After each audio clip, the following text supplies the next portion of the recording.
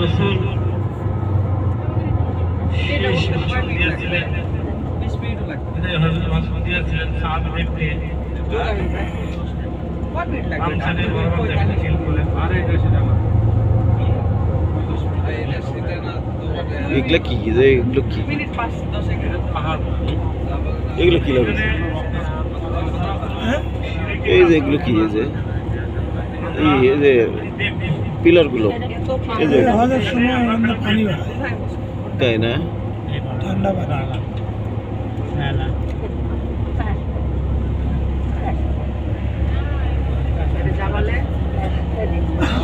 রহমত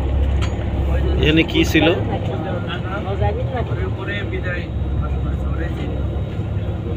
বিদায় হজের ভাষণ দিছিল এখানে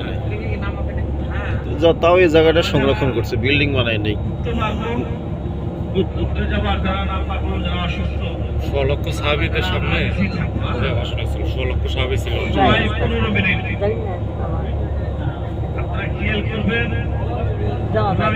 এই স্থানটা হচ্ছে আরাফাতের ময়দান। এখানে হযরত মুহাম্মদ সাল্লাল্লাহু আলাইহি সাল্লাম বিদায় হজের ভাষণ দিয়েছিলেন।